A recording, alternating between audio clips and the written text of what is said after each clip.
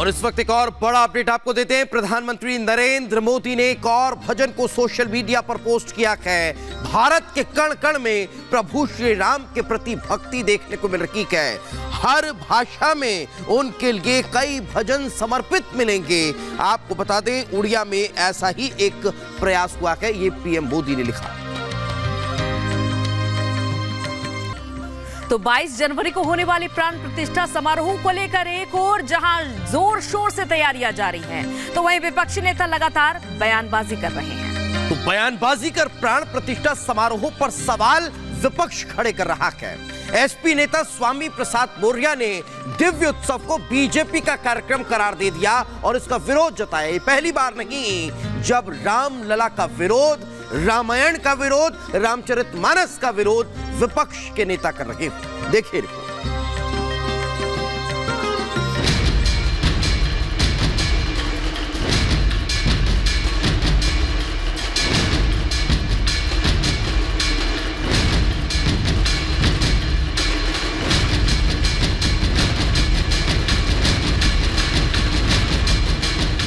अयोध्या में होने वाले उत्सव के लिए पूरे देश में उत्साह है।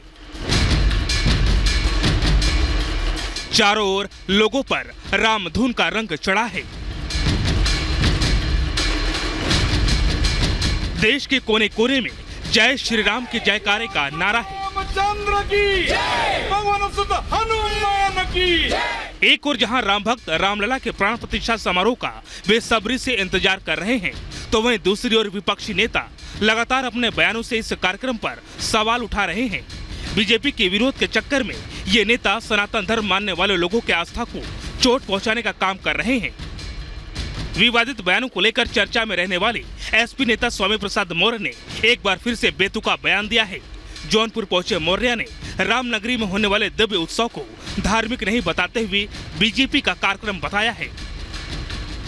ये धार्मिक कार्यक्रम नहीं है, ये भारतीय जनता पार्टी का निजी कार्यक्रम है और इसके साथ ही साथ भारतीय जनता पार्टी आज लोकतंत्र को कुचलने का दुस्साहस कर रही है। प्राण प्रतिष्ठा समारोह का विरोध करने वाले मौर्य अकेले नेता नहीं है। इंडी गठबंधन में शामिल कई दलों के नेताओं में सनातन के अपमान करने की होड़ मची है।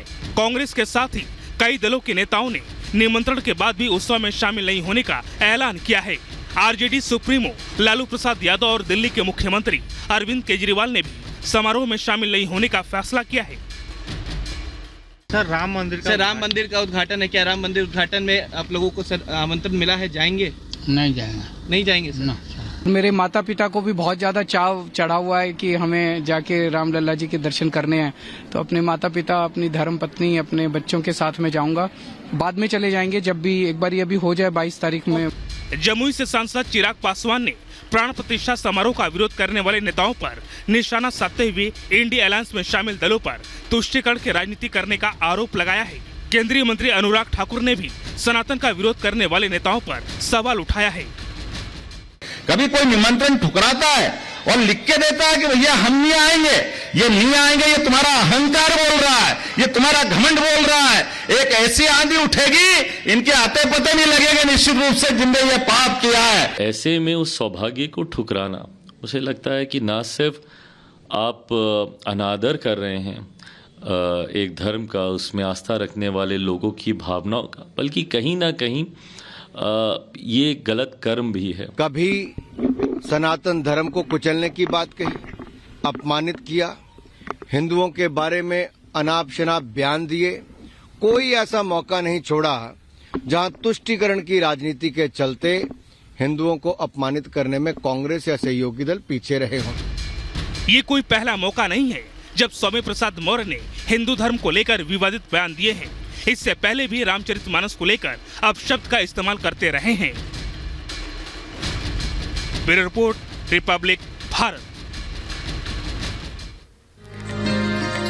तो अयोध्या जहां उपहार तो लाए ही जा रहे हैं, तो वहीं श्रीलंका से अयोध्या लाई जा रही सीता माता की चरण पादुका अब प्रतापगढ़ पहुंची, जहां उनका भव्य स्वागत किया गया। देखिए 1 मिनट में पूरी रिपोर्ट।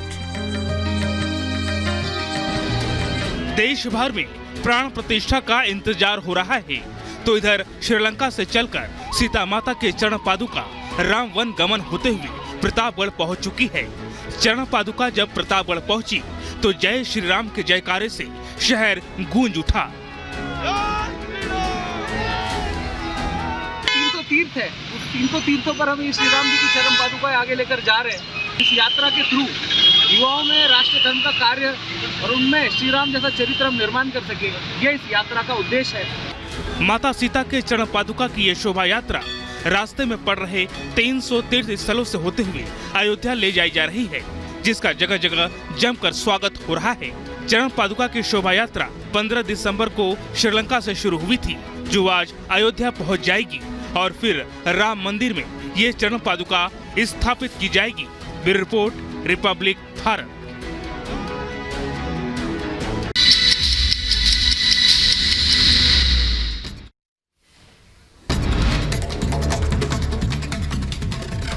चलिए आगे बढ़ते हैं। गाजा पट्टी में विस्फोट और गोलीबारी लगातार देखने को मिल रही है और इसके बाद से अब लगातार युद्ध और आगे बढ़ता दिखाई देता है।